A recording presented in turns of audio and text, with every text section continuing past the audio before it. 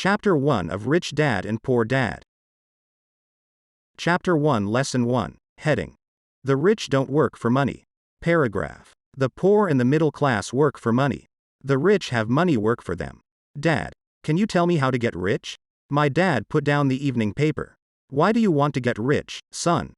Because today Jimmy's mom drove up in their new Cadillac, and they were going to their beach house for the weekend. He took 3 of his friends, but Mike and I weren't invited. They told us we weren't invited because we were poor kids. They did? My dad asked incredulously. Yeah, they did, I replied in a hurt tone. My dad silently shook his head, pushed his glasses up the bridge of his nose, and went back to reading the paper. I stood waiting for an answer. The year was 1956. I was 9 years old. By some twist of fate, I attended the same public school where the rich people sent their kids. We were primarily a sugar plantation town. The managers of the plantation and the other affluent people, such as doctors, business owners, and bankers, sent their children to this elementary school. After grade 6, their children were generally sent off to private schools. Because my family lived on one side of the street, I went to this school. Had I lived on the other side of the street, I would have gone to a different school with kids from families more like mine. After grade 6, these kids and I would go on to the public intermediate and high school. There was no private school for them or for me. My dad finally put down the paper. I could tell he was thinking. Well, son, he began slowly. If you want to be rich, you have to learn to make money. How do I make money? I asked. Well, use your head, son, he said, smiling. Even then I knew that really meant, that's all I'm going to tell you, or, I don't know the answer, so don't embarrass me. Heading. A partnership is formed. Paragraph. The next morning, I told my best friend, Mike, what my dad had said. As best as I could tell, Mike and I were the only poor kids in this school. Mike was also in this school by a twist of fate. Someone had drawn a jog in the line for the school district, and we wound up in school with the rich kids. We weren't really poor, but we felt as if we were because all the other boys had new baseball gloves, new bicycles, new everything. Mom and Dad provided us with the basics, like food, shelter, and clothes. But that was about it. My dad used to say, if you want something, work for it. We wanted things, but there was not much work available for 9-year-old boys. So what do we do to make money? Mike asked. I don't know, I said. But do you want to be my partner? He agreed, and so on that Saturday morning, Mike became my first business partner. We spent all morning coming up with ideas on how to make money. Occasionally we talked about all the cool guys at Jimmy's beach house having fun. It hurt a little, but that hurt was good, because it inspired us to keep thinking of a way to make money. Finally, that afternoon, a bolt of lightning struck. It was an idea Mike got from a science book he had read. Excitedly, we shook hands, and the partnership now had a business. For the next several weeks, Mike and I ran around our neighborhood, knocking on doors and asking our neighbors if they would save their toothpaste tubes for us. With puzzled looks, most adults consented with a smile.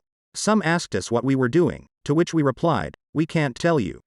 It's a business secret. My mom grew distressed as the weeks wore on. We had selected a site next to her washing machine as the place we would stockpile our raw materials. In a brown cardboard box that at one time held catsup bottles, our little pile of used toothpaste tubes began to grow. Finally, my mom put her foot down. The sight of her neighbor's messy, crumpled, used toothpaste tubes had gotten to her. What are you boys doing? She asked. And I don't want to hear again that it's a business secret. Do something with this mess, or I'm going to throw it out. Mike and I pleaded and begged, explaining that we would soon have enough and then we would begin production. We informed her that we were waiting on a couple of neighbors to finish their toothpaste so we could have their tubes. Mom granted us a 1-week extension. The date to begin production was moved up, and the pressure was on. My first partnership was already being threatened with an eviction notice by my own mom. It became Mike's job to tell the neighbors to quickly use up their toothpaste, saying their dentist wanted them to brush more often anyway. I began to put together the production line. One day my dad drove up with a friend to see 2 9-year-old boys in the driveway with a production line operating at full speed. There was fine white powder everywhere. On a long table were small milk cartons from school, and our family's hibachi grill was glowing with red-hot coals at maximum heat. Dad walked up cautiously, having to park the car at the base of the driveway since the production line blocked the carport. As he and his friend got closer, they saw a steel pot sitting on top of the coals in which the toothpaste tubes were being melted down. In those days, toothpaste did not come in plastic tubes. The tubes were made of lead. So once the paint was burned off, the tubes were dropped in the small steel pot. They melted until they became liquid, and with my mom's potholders, we poured the lead through a small hole in the top of the milk cartons. The milk cartons were filled with plaster of Paris. White powder was everywhere. In my haste, I had knocked the bag over, and the entire area looked like it had been hit by a snowstorm. The milk cartons were the outer containers for plaster of Paris molds. My dad and his friend watched as we carefully poured the molten lead through a small hole in the top of the plaster of Paris cube. Careful, my dad said. I nodded without looking up. Finally, once the pouring was through, I put the steel pot down and smiled at my dad. What are you boys doing? He asked with a cautious smile. We're doing what you told me to do. We're going to be rich, I said. Yup, said Mike, grinning and nodding his head. We're partners. And what is in those plaster molds? My dad asked. Watch, I said. This should be a good batch. With a small hammer, I tapped at the seal that divided the cube in half. Cautiously, I pulled up the top half of the plaster mold and a lead nickel fell out. Oh, no, my dad exclaimed. You're casting nickels out of lead. That's right, Mike said. We're doing as you told us to do. We're making money. My dad's friend turned and burst into laughter. My dad smiled and shook his head. Along with a fire and a box of spent toothpaste tubes, in front of him were two little boys covered with white dust smiling from ear to ear. He asked us to put everything down and sit with him on the front step of our house. With a smile, he gently explained what the word counterfeiting meant. Our dreams were dashed. You mean this is illegal? Asked Mike in a quivering voice. Let them go, my dad's friend said. They might be developing a natural talent. My dad glared at him. Yes, it is illegal, my dad said gently. But you boys have shown great creativity and original thought. Keep going. I'm really proud of you. Disappointed, Mike and I sat in silence for about 20 minutes before we began cleaning up our mess. The business was over on opening day. Sweeping the powder up, I looked at Mike and said, I guess Jimmy and his friends are right. We are poor. My father was just leaving as I said that. Boys, he said, you're only poor if you give up. The most important thing is that you did something. Most people only talk and dream of getting rich. You've done something. I'm very proud of the two of you. I will say it again. Keep going. Don't quit. Mike and I stood there in silence. They were nice words, but we still did not know what to do. So how come you're not rich, Dad? I asked. Because I chose to be a schoolteacher. Schoolteachers really don't think about being rich. We just like to teach. I wish I could help you, but I really don't know how to make money. Mike and I turned and continued our cleanup. I know, said my dad. If you boys want to learn how to be rich, don't ask me. Talk to your dad, Mike. My dad? Asked Mike with a scrunched up face. Yeah, your dad, repeated my dad with a smile. Your dad and I have the same banker, and he raves about your father. He's told me several times that your father is brilliant when it comes to making money. My dad? Mike asked again in disbelief. Then how come we don't have a nice car and a nice house like the rich kids at school? A nice car and a nice house don't necessarily mean you're rich or you know how to make money, my dad replied. Jimmy's dad works for the sugar plantation. He's not much different from me. He works for a company and I work for the government. The company buys the car for him. The sugar company is in financial trouble, and Jimmy's dad may soon have nothing. Your dad is different, Mike. He seems to be building an empire, and I suspect in a few years he will be a very rich man. With that, Mike and I got excited again. With new vigor, we began cleaning up the mess caused by our now defunct first business. As we were cleaning, we made plans for how and when to talk to Mike's dad. The problem was that Mike's dad worked long hours and often did not come home until late. His father owned warehouses, a construction company, a chain of stores, and 3 restaurants. It was the restaurants that kept him out late. Mike caught the bus home after we had finished cleaning up. He was going to talk to his dad when he got home that night and ask him if he would teach us how to become rich. Mike promised to call as soon as he had talked to his dad, even if it was late. The phone rang at 8:30 p.m. Okay, I said. Next Saturday. I put the phone down. Mike's dad had agreed to meet with us. On Saturday I caught the 7:30 a.m. bus to the poor side of town. Heading. The lessons begin. Paragraph. Mike and I met with his dad that morning at 8 o'clock. He was already busy, having been at work for more than an hour. His construction supervisor was just leaving in his pickup truck as I walked up to his simple, small, and tidy home. Mike met me at the door. "Dad's on the phone, and he said to wait on the back porch," Mike said as he opened the door. The old wooden floor creaked as I stepped across the threshold of the aging house.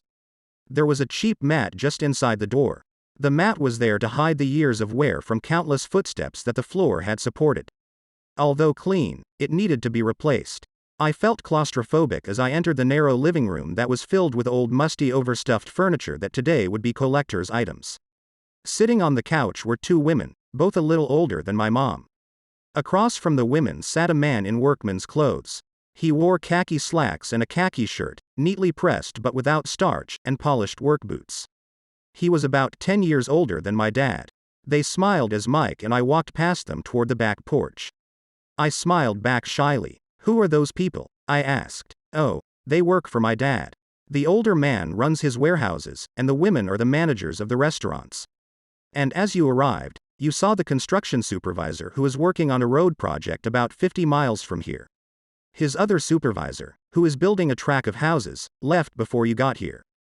"Does this go on all the time?" I asked. "Not always, but quite often," said Mike, smiling as he pulled up a chair to sit down next to me. "I asked my dad if he would teach us to make money," Mike said. "Oh, and what did he say to that?" I asked with cautious curiosity.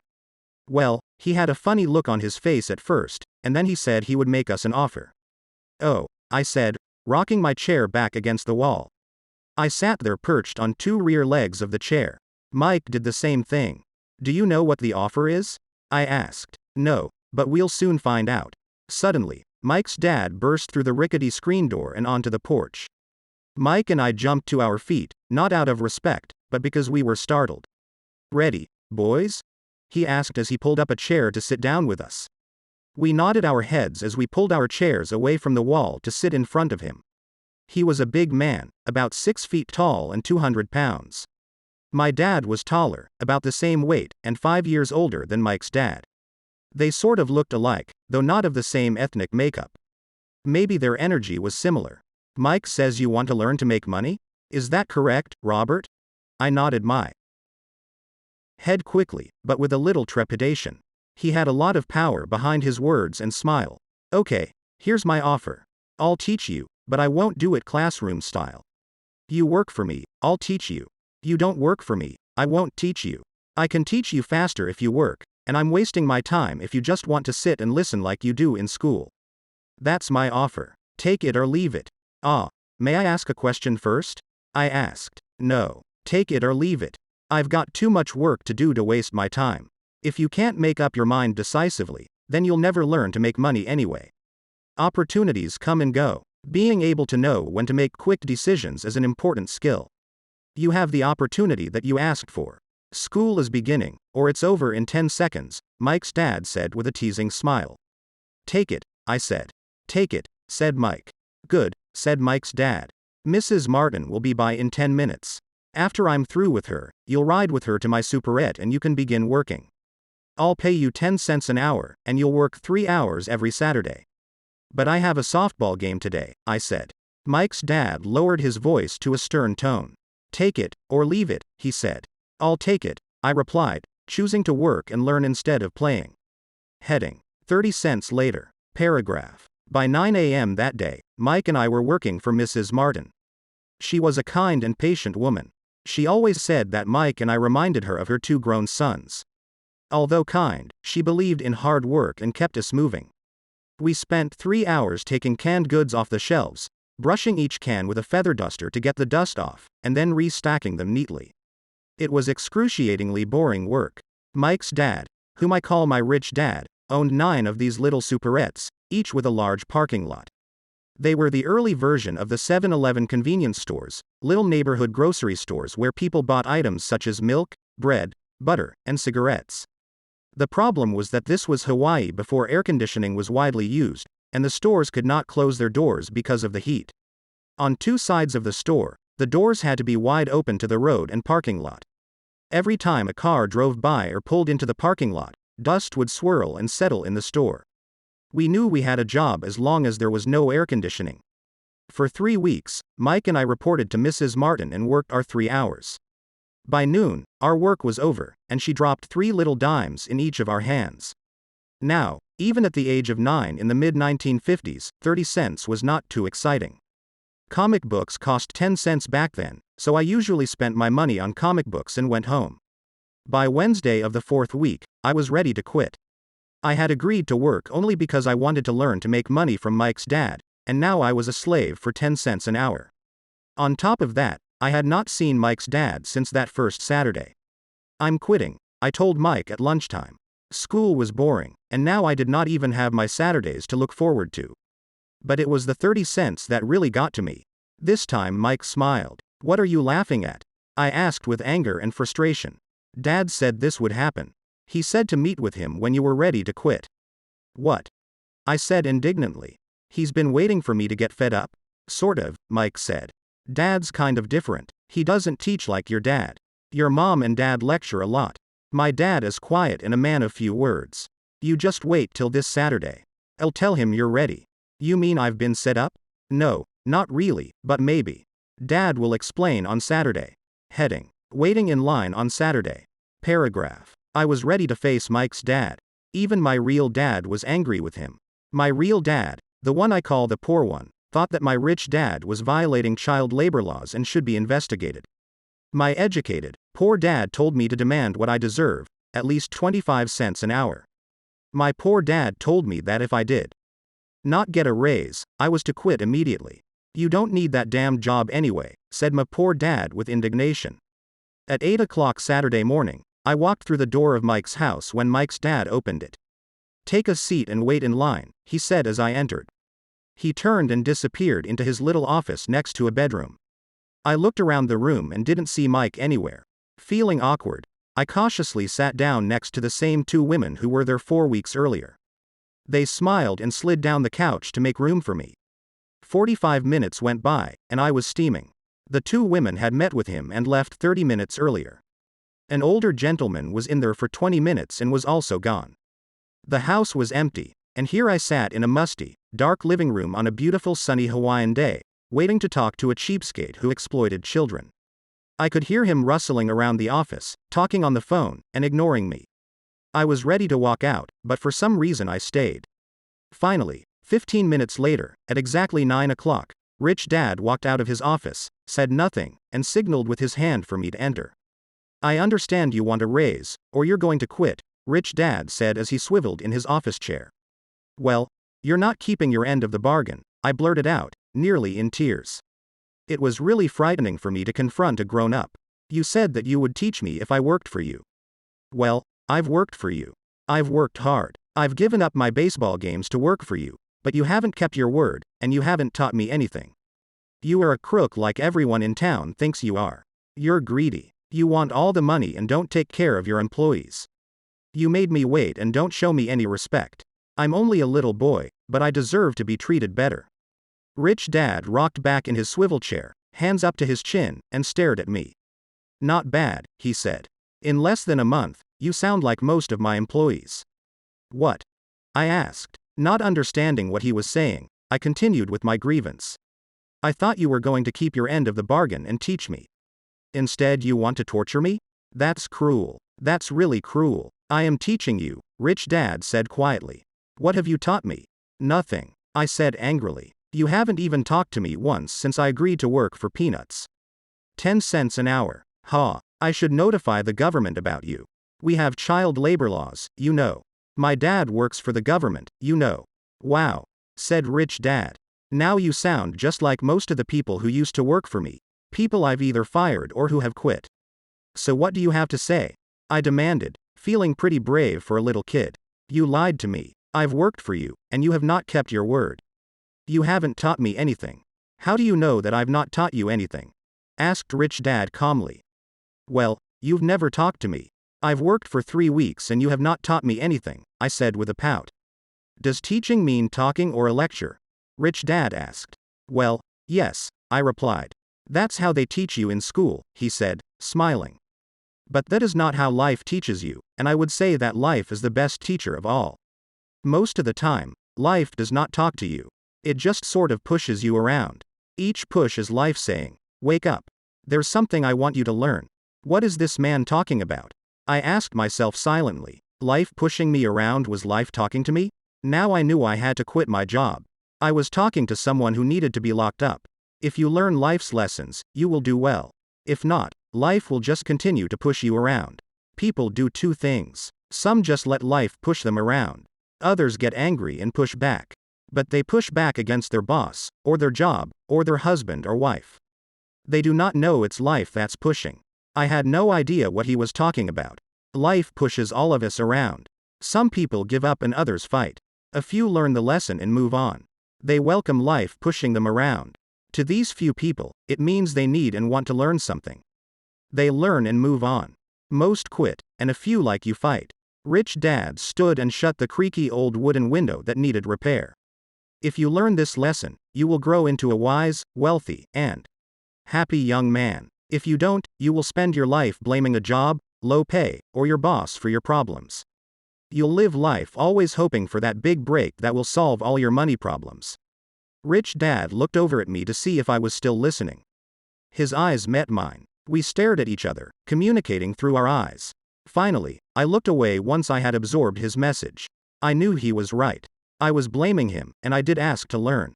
I was fighting. Rich Dad continued, or if you're the kind of person who has no guts, you just give up every time life pushes you.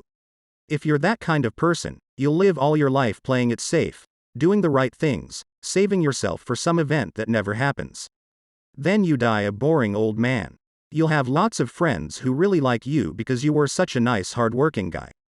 But the truth is that you let life push you into submission. Deep down you were terrified of taking risks.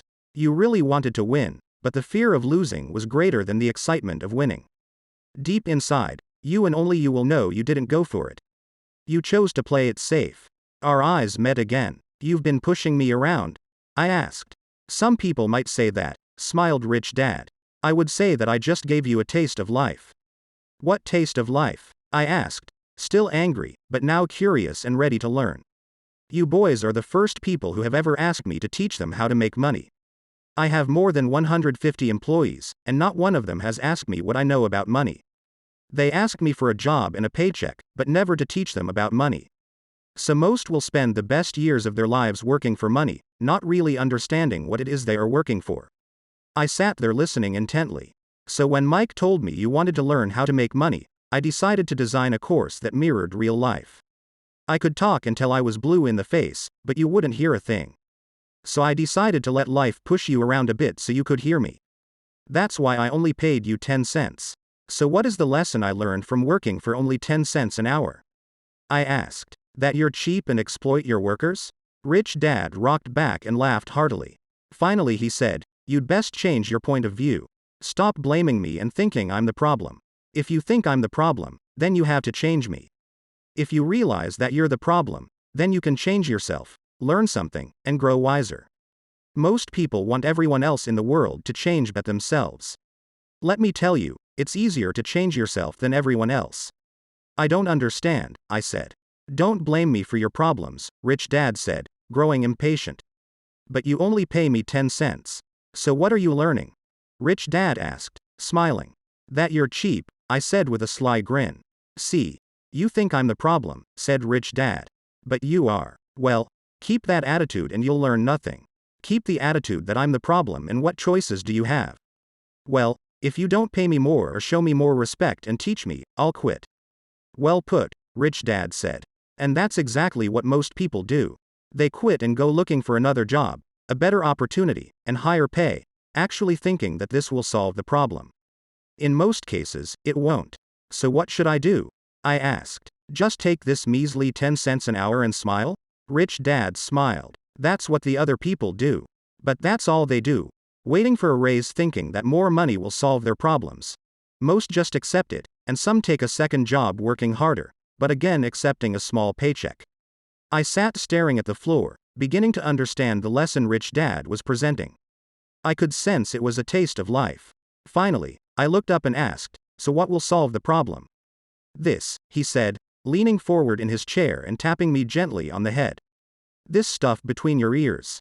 It was at that moment that Rich Dad shared the pivotal point of view that separated him from his employees and my poor dad, and led him to eventually become one of the richest men in Hawaii, while my highly educated but poor dad struggled financially all his life. It was a singular point of view that made all the difference over a lifetime. Rich Dad explained this point of view over and over, which I call Lesson Number 1. The poor and the middle class work for money. The rich have money work for them. On that bright Saturday morning, I learned a completely different point of view from what I had been taught by my poor dad. At the age of 9, I understood that both dads wanted me to learn. Both dads encouraged me to study, but not the same things. My highly educated dad recommended that I do what he did. Son, I want you to study hard, get good grades, so you can find a safe, secure job with a big company. And make sure it has excellent benefits. My rich dad wanted me to learn how money works so I could make it work for me. These lessons I would learn through life with his guidance, not because of a classroom. My rich dad continued my first lesson. I'm glad you got angry about working for 10 cents an hour. If you hadn't got angry and had simply accepted it, I would have to tell you that I could not teach you. You see, true learning takes energy, passion, and a burning desire. Anger is a big part of that formula, for passion is anger and love combined. When it comes to money, most people want to play it safe and feel secure. So passion does not direct them. Fear does. So is that why they'll take jobs with low pay? I asked. Yes, said Rich Dad. Some people say I exploit people because I don't pay as much as the sugar plantation or the government. I say the people exploit themselves. It's their fear, not mine. But don't you feel you should pay them more? I asked. I don't have to. And besides, more money will not solve their problems. Just look at your dad. He makes a lot of money, and he still can't pay his bills. Most people, given more money, only get into more debt. So that's why the 10 cents an hour, I said, smiling. It's a part of the lesson. That's right, smiled Rich Dad. You see, your dad went to school and got an excellent education, so he could get a high-paying job. But he still has money problems because he never learned anything about money in school. On top of that, he believes in working for money. And you don't? I asked. No, not really, said Rich Dad. If you want to learn to work for money, then stay in school. That is a great place to learn to do that. But if you want to learn how to have money work for you, then I will teach you that. But only if you want to learn. Wouldn't everyone want to learn that? I asked. No, said Rich Dad, simply because it's easier to learn to work for money, especially if fear is your primary emotion when the subject of money is discussed. I don't understand, I said with a frown. Don't worry about that for now. Just know that it's fear that keeps most people working at a job. The fear of not paying their bills, the fear of being fired, the fear of not having enough money, and the fear of starting over. That's the price of studying to learn a profession or trade, and then working for money. Most people become a slave to money, and then get angry at their boss. Learning to have money work for you is a completely different course of study? I asked. Absolutely, Rich Dad answered. Absolutely. We sat in silence on that beautiful Hawaiian Saturday morning. My friends had just started their Little League baseball game, but for some reason I was now thankful I had decided to work for 10 cents an hour. I sensed that I was about to learn something my friends wouldn't learn in school. Ready to learn? Asked Rich Dad. Absolutely, I said with a grin. I have kept my promise. I've been teaching you from afar, my Rich Dad said. At 9 years old, you've gotten a taste of what it feels like to work for money. Just multiply your last month by 50 years and you will have an idea of what most people spend their life doing. I don't understand, I said. How did you feel waiting in line to see me, once to get hired and once to ask for more money? Terrible, I said. If you choose to work for money, that is what life will be like, said Rich Dad. And how did you feel when Mrs. Martin dropped 3 dimes in your hand for 3 hours of work? I felt like it wasn't enough. It seemed like nothing. I was disappointed, I said. And that is how most employees feel when they look at their paychecks, especially after all the tax and other deductions are taken out. At least you got 100%.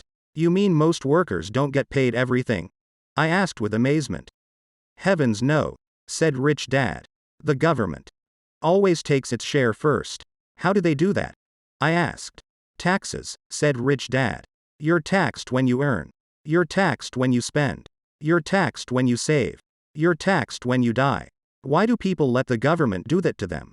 The rich don't, said Rich Dad with a smile. The poor and the middle class do. I'll bet you that I earn more than your dad, yet he pays more in taxes. How can that be? I asked. At my age, that made no sense to me. Why would someone let the government do that to them? Rich Dad rocked slowly and silently in his chair, just looking at me. Ready to learn? He asked. I nodded my head slowly. As I said, there is a lot to learn. Learning how to have money work for you is a lifetime study. Most people go to college for 4 years, and their education ends. I already know that my study of money will continue over my lifetime, simply because the more I find out, I need to know. Most people never study the subject. They go to work, get their paycheck, balance their checkbooks, and that's it. Then they wonder why they have money problems. They think that more money will solve the problem and don't realize that it's their lack of financial education that is the problem. So my dad has tax problems because he doesn't understand money? I asked, confused. Look, said Rich Dad, taxes are just one small section on learning how to have money work for you. Today, I just wanted to find out if you still have the passion to learn about money. Most people don't. They want to go to school, learn a profession, have fun at their work, and earn lots of money. One day they wake up with big money problems, and then they can't stop working. That's the price of only knowing how to work for money instead of studying how to have money work for you. So do you still have the passion to learn? Asked Rich Dad. I nodded my head. Good, said Rich Dad. Now get back to work. This time, I will pay you nothing. What? I asked in amazement. You heard me. Nothing. You will work the same 3 hours every Saturday, but this time you will not be paid 10 cents per hour. You said you wanted to learn to not work for money, so I'm not going to pay you anything. I couldn't believe what I was hearing. I've already had this conversation with Mike and he's already working, dusting and stacking canned goods for free. You'd better hurry and get back there. That's not fair, I shouted. You've got to pay something. You said you wanted to learn. If you don't learn this now, you'll grow up to be like the 2 women and the older man sitting in my living room, working for money and hoping I don't fire them. Or like your dad, earning lots of money only to be in debt up to his eyeballs, hoping more money will solve the problem. If that's what you want, I'll go back to our original deal of 10 cents an hour. Or you can do what most adults do. Complain that there is not enough pay, quit, and go looking for another job. But what do? I asked. Rich Dad tapped me on the head. Use this, he said. If you use it well, you will soon thank me for giving you an opportunity and you will grow into a rich man. I stood there, still not believing what a raw deal I was handed. I came to ask for a raise, and somehow I was instead working for nothing. Rich Dad tapped me on the head again and said, use this. Now get out of here and get back to work. Heading. Lesson number 1. The rich don't work for money. Paragraph. I didn't tell my poor dad I wasn't being paid. He wouldn't have understood, and I didn't want to try to explain something I didn't understand myself. For 3 more weeks, Mike and I worked 3 hours every Saturday for nothing. The work didn't bother me, and the routine got easier, but it was the missed baseball games and not being able to afford to buy a few comic books that got to me. Rich Dad stopped by at noon on the 3rd week. We heard his truck pull up in the parking lot and sputter when the engine was turned off. He entered the store and greeted Mrs. Martin with a hug. After finding out how things were going in the store, he reached into the ice cream freezer, pulled out 2 bars, paid for them, and signaled to Mike and me. Let's go for a walk, boys. We crossed the street, dodging a few cars, and walked across a large grassy field where a few adults were playing softball. Sitting down at a lone picnic table, he handed Mike and me the treats. How's it going, boys? Okay, Mike said. I nodded in agreement. Learn anything yet? Rich Dad asked. Mike and I looked at each other, shrugged our shoulders, and shook our heads in unison. Heading. Avoiding one of life's biggest traps. Paragraph. Well, you boys had better start thinking. You're staring at one of life's biggest lessons. If you learn it, you'll enjoy a life of great freedom and security. If you don't, you'll wind up like Mrs. Martin and most of the people playing softball in this park. They work very hard for little money, clinging to the illusion of job security and looking forward to a 3-week vacation each year and maybe a skimpy pension after 45 years of service. If that excites you, I'll give you a raise to 25 cents an hour. But these are good hard-working people. Are you making fun of them? I demanded. A smile came over Rich Dad's face. Mrs. Martin is like a mother to me. I would never be that cruel. I may sound unkind because I'm doing my best to point something out to the two of you. I want to expand your point of view so you can see something most people never have the benefit of seeing because their vision is too narrow. Most people never see the trap they are in. Mike and I sat there, uncertain of his message. He sounded cruel, yet we could sense he was trying to drive home a point. With a smile, Rich Dad said, "Doesn't that 25 cents an hour sound good? Doesn't it make your heart beat a little faster?" I shook my head no, but it really did. 25 cents an hour would be big bucks to me. "Okay. I'll pay you $1 an hour," Rich Dad said, with a sly grin. Now my heart started to race. My brain was screaming, "Take it. Take it." I could not believe what I was hearing. Still, I said nothing. "Okay. $2 an hour." My little brain and heart nearly exploded.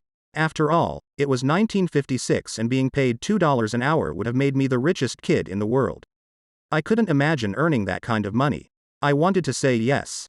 I wanted the deal. I could picture a new bicycle, new baseball glove, and the adoration of my friends when I flashed some cash. On top of that, Jimmy and his rich friends could never call me poor again. But somehow my mouth stayed shut. The ice cream had melted and was running down my hand. Rich Dad was looking at two boys staring back at him, eyes wide open and brains empty. He was testing us, and he knew there was a part of our emotions that wanted to take the deal.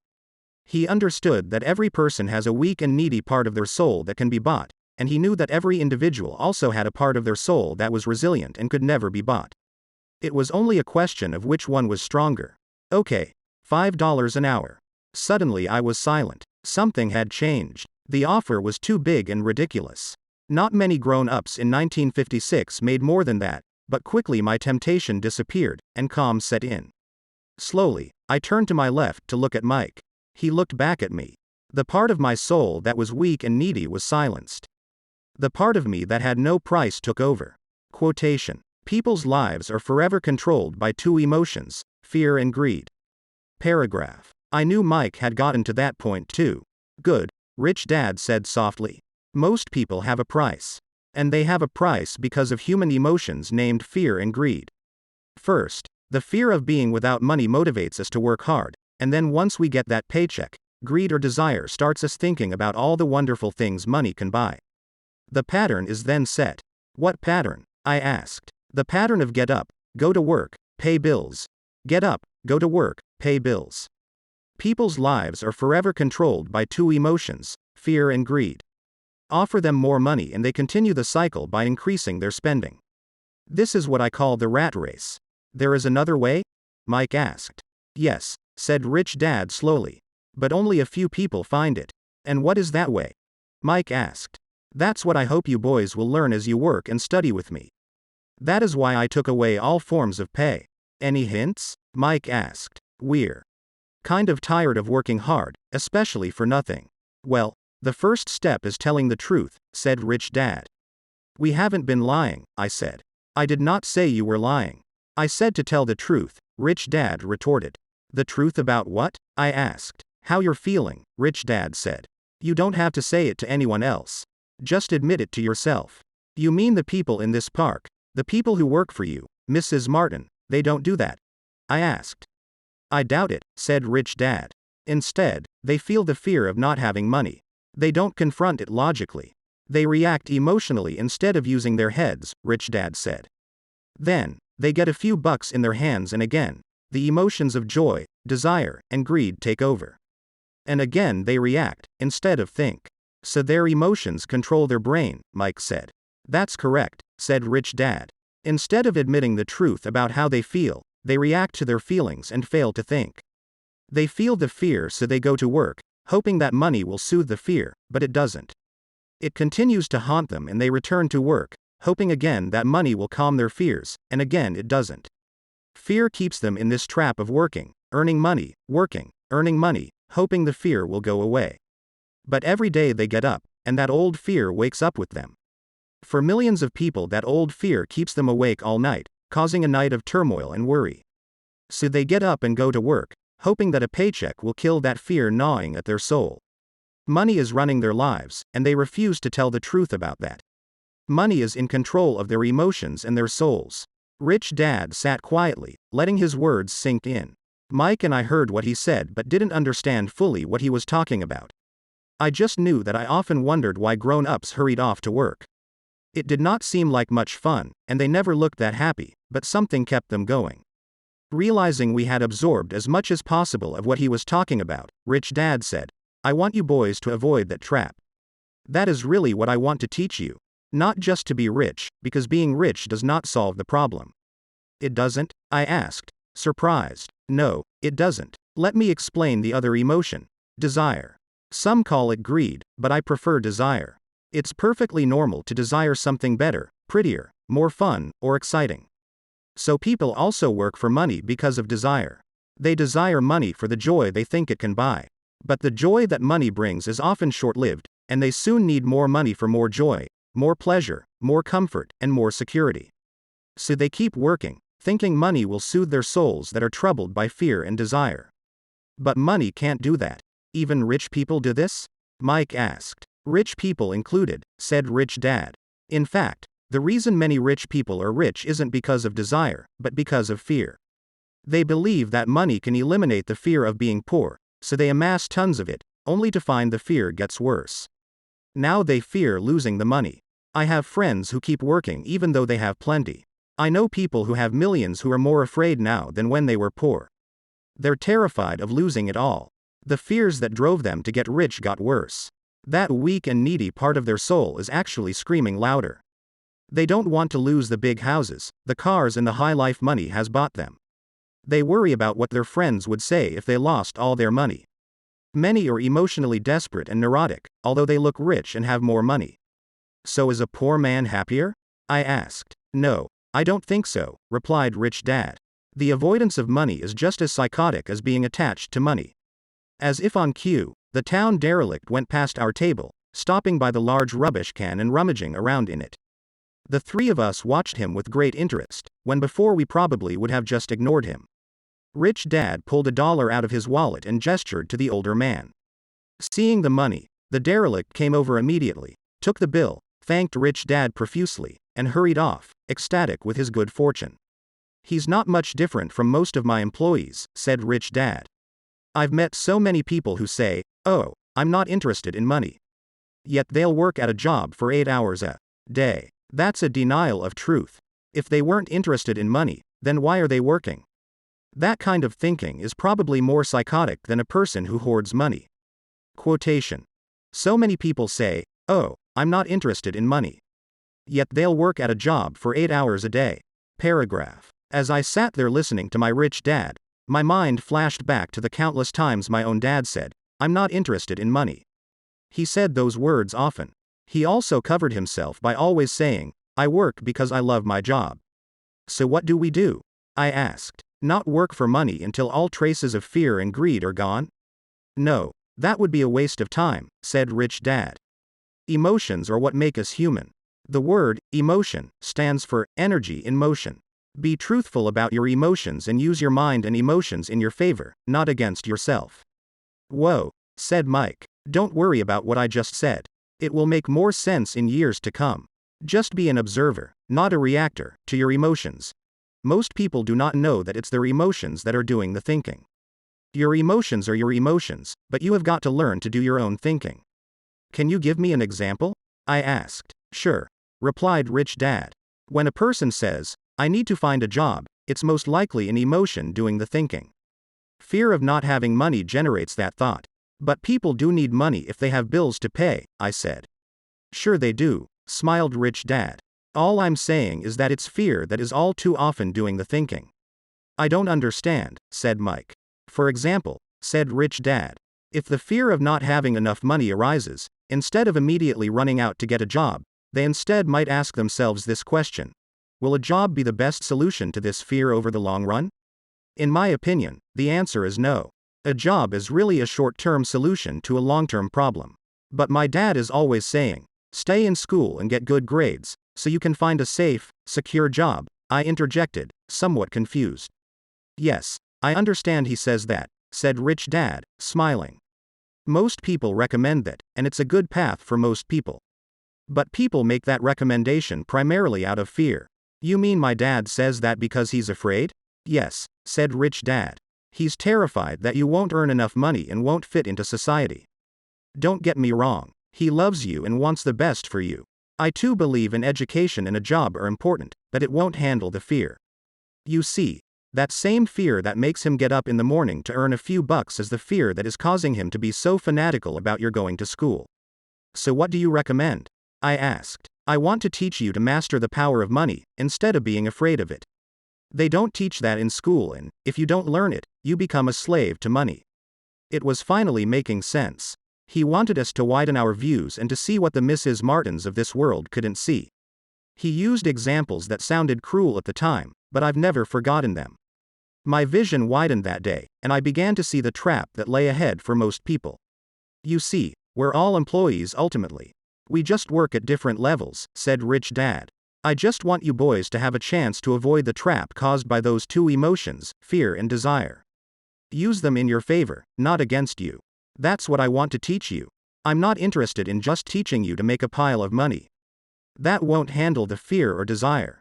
If you don't first handle fear and desire, and you get rich, you'll only be a highly paid slave. So how do we avoid the trap? I asked. The main cause of poverty or financial struggle is fear and ignorance, not the economy or the government or the rich. It's self-inflicted fear and ignorance that keep people trapped. So you boys go to school and get your college degrees, and I'll teach you how to stay out of the trap. The pieces of the puzzle were appearing. My highly educated dad had a great education and a great career, but school never told him how to handle money or his fear of it. It became clear that I could learn different and important things from two fathers. So you've been talking about the fear of not having money. How does the desire for money affect our thinking? Mike asked. How did you feel when I tempted you with a pay raise? Did you notice your desires rising? We nodded our heads. By not giving in to your emotions, you were able to delay your reactions and think. That is important. We will always have emotions of fear and greed. From here on in, it's imperative for you to use those emotions to your advantage, and for the long term to not let your emotions control your thinking. Most people use fear and greed against themselves. That's the start of ignorance. Most people live their lives chasing paychecks, pay raises and job security because of the emotions of desire and fear, not really questioning where those emotion-driven thoughts are leading them. It's just like the picture of a donkey dragging a cart with its owner dangling a carrot just in front of its nose. The donkey owner may be going where he wants to, but the donkey is chasing an illusion. Tomorrow there will only be another carrot for the donkey. You mean the moment I picture a new baseball glove, candy and toys, that's like a carrot to a donkey? Mike asked. Yes, and as you get older, your toys get more expensive. A new car, a boat, and a big house to impress your friends, said Rich Dad with a smile. Fear pushes you out the door, and desire calls to you. That's the trap. So what's the answer? Mike asked. What intensifies fear and desire is ignorance. That is why rich people with lots of money often have more fear the richer they get. Money is the carrot, the illusion. If the donkey could see the whole picture, it might rethink its choice to chase the carrot. Rich Dad went on to explain that a human's life is a struggle between ignorance and illumination. He explained that once a person stops searching for information and self-knowledge, ignorance sets in. That struggle is a moment-to-moment decision, to learn to open or close one's mind. Look, school is very important. You go to school to learn a skill or profession to become a contributing member of society. Every culture needs teachers, doctors, mechanics, artists, cooks, businesspeople, police officers, firefighters, and soldiers. Schools train them so society can thrive and flourish, said Rich Dad. Unfortunately, for many people school is the end, not the beginning. There was a long silence. Rich Dad was smiling. I didn't comprehend everything he said that day. But as with most great teachers, his words continued to teach for years. I've been a little cruel today, said Rich Dad. But I want you to always remember this talk. I want you to always think of Mrs. Martin. And I want you always to remember that donkey. Never forget that fear and desire can lead you into life's biggest trap if you're not aware of them controlling your thinking. To spend your life living in fear, never exploring your dreams, is cruel. To work hard for money, thinking that it will buy you things that will make you happy, is also cruel. To wake up in the middle of the night terrified about paying bills is a horrible way to live. To live a life dictated by the size of a paycheck is not really living a life. Thinking that a job makes you secure is lying to yourself. That's cruel, and that's the trap I want you to avoid. I've seen how money runs people's lives. Don't let that happen to you. Please don't let money run your life. A softball rolled under our table. Rich Dad picked it up and threw it back. So what does ignorance have to do with greed and fear? I asked. Because it is ignorance about money that causes so much greed and fear, said Rich Dad. Let me give you some examples. A doctor, wanting more money to better provide for his family, raises his fees. By raising his fees, it makes healthcare more expensive for everyone. It hurts the poor people the most, so they have worse health than those with money. Because the doctors raise their fees, the attorneys raise their fees. Because the attorneys' fees have gone up, schoolteachers want a raise, which raises our taxes, and on and on and on. Soon there will be such a horrifying gap between the rich and the poor that chaos will break out and another great civilization will collapse. History proves that great civilizations collapse when the gap between the haves and have-nots is too great. Sadly, America is on that same course because we haven't learned from history. We only memorize historical dates and names, not the lesson. Aren't prices supposed to go up? I asked. In an educated society with a well-run government, prices should actually come down. Of course, that is often only true in theory. Prices go up because of greed and fear caused by ignorance. If schools taught people about money, there would be more money and lower prices. But schools focus only on teaching people to work for money, not how to harness money's power. But don't we have business schools? Mike asked. And haven't you encouraged me to go for my MBA? Yes, said Rich Dad. But all too often business schools train employees to become sophisticated bean counters. Heaven forbid a bean counter takes over a business. All they do is look at the numbers, fire people, and kill the business. I know this because I hire bean counters. All they think about is cutting costs and raising prices, which cause more problems. Bean counting is important. I wish more people knew it, but it, too, is not the whole picture, added Rich Dad angrily. So is there an answer? Asked Mike. Yes, said Rich Dad. Learn to use your emotions to think, not think with your emotions. When you boys mastered your emotions by agreeing to work for free, I knew there was hope. When you again resisted your emotions when I tempted you with more money, you were again learning to think in spite of being emotionally charged. That's the first step. Why is that step so important? I asked. Well, that's up to you to find out. If you want to learn, I'll take you boys into the briar patch, a place almost everyone else avoids. If you go with me, you'll let go of the idea of working for money and instead learn to have money work for you. And what will we get if we go with you? What if we agree to learn from you? What will we get? I asked. The same thing Brer Rabbit got, said Rich Dad, referring to the classic children's story. Is there a briar patch? I asked. Yes, said Rich Dad. The briar patch is our fear and greed. Confronting fear, weaknesses, and neediness by choosing our own thoughts is the way out. Choosing our thoughts? Mike asked, puzzled. Yes. Choosing what we think rather than reacting to our emotions. Instead of just getting up and going to work because not having the money to pay your bills is scaring you, ask yourself, is working harder at this the best solution to this problem? Most people are too afraid to rationally think things through and instead run out the door to a job they hate. The tar baby is in control. That's what I mean by choosing your thoughts. And how do we do that? Mike asked. That's what I will teach you. I'll teach you to have a choice of thoughts rather than a knee-jerk reaction, like gulping down your morning coffee and running out the door. Remember what I said before. A job is only a short-term solution to a long-term problem. Most people have only one problem in mind, and it's short-term. It's the bills at the end of the month, the tar baby. Money controls their lives, or should I say the fear and ignorance about money controls it. So they do as their parents did. They get up every day and go work for money, not taking the time to ask the question, is there another way? Their emotions now control their thinking, not their heads. Can you tell the difference between emotions thinking and the head thinking? Mike asked. Oh, yes. I hear it all the time, said Rich Dad. I hear things like, well, everyone has to work. Or, the rich are crooks. Or, I'll get another job. I deserve this raise. You can't push me around. Or, I like this job because it's secure. No one asks, is there something I'm missing here? Which would break through the emotional thought and give you time to think clearly. As we headed back to the store, Rich Dad explained that the rich really did make money. They did not work for it. He went on to explain that when Mike and I were casting 5-cent pieces out of lead, thinking we were making money, we were very close to thinking the way the rich think. The problem was that creating money is legal for the government and banks to do, but illegal for us to do. There are legal ways to create money from nothing, he told us. Rich Dad went on to explain that the rich know that money is an illusion, truly like the carrot for the donkey. It's only out of fear and greed that the illusion of money is held together by billions of people who believe that money is real. It's not. Money is really made up. It is only because of the illusion of confidence and the ignorance of the masses that this house of cards stands.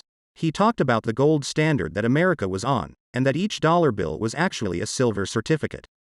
What concerned him was the rumor that we would someday go off the gold standard and our dollars would no longer be backed by something tangible. If that happens, boys, all hell will break loose.